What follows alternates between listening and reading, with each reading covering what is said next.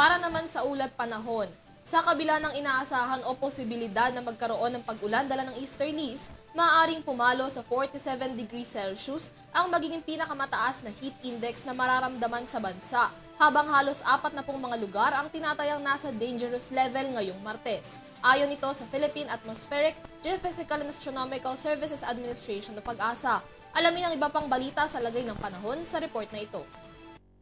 Batay sa 2-day forecast na inilabas ng Philippine Atmospheric, Geophysical and Astronomical Services Administration o PAGASA nitong ika-13 ng Mayo, 5 p.m., maglalaro sa 42 degrees Celsius hanggang 47 degrees Celsius ang inaasahang heat index na mararamdaman sa ilang lugar sa bansa ngayong araw. Sa forecast ng PAGASA, kabilang sa mga lugar na maaaring makaranas ng 42 degrees na antas ng init ay ang Science Garden, Quezon City, Tuguegarao City, Cagayan, Iba, Zambales, Clark Airport sa Pampanga, CLSU Muñoz, Nueva Ecija, QB Point, Subic Bay, Olongapo City, Sangli Point sa Cavite, Ambulong, Tanawan, Batangas, Daet, Camarines Norte, La Granja, La Carlota, Negros Occidental, Catbalogan sa Samar, Tacloban City sa Leyte, Borongan, Eastern Samar, Davao City, Cotabato City at Surigao City. 43 degrees Celsius naman ang inaasahang heat index sa Naiya, Pasay City, Apari, Cagayan, ISU Etiaga, Isabela, Baler, Aurora, Kasiguran, Aurora,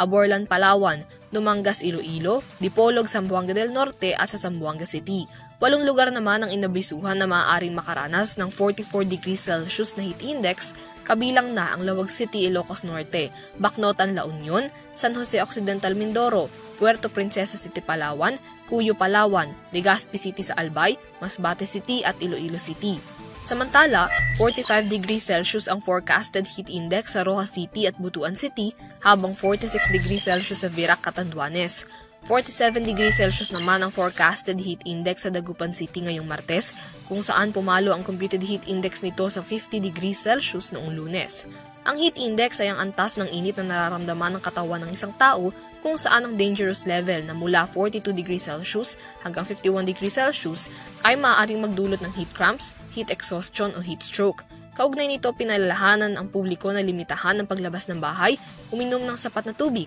magsuot o magdala ng panangga sa matinding init gaya ng sombrero, payong at iba pa, at magsuot ng magaan sa pakiramdam na damit. Sa kabilang banda, mainit man ang inaasahang heat index sa maraming lugar sa bansa sa araw ng Martes, asahan naman ang mga isolated thunderstorms bandang hapon o gabi dala ng easterlies. Ayon sa weather forecast ng PAGASA, bukod sa easterlies at frontal system sa hilagang bahagi ng Cagayan, wala namang inaasahang mabubuong low pressure area o LPA o bagyo sa bansa ngayong linggo. Para sa EuroTV News, Mia Layagin, sumasaludo sa bawat Pilipino.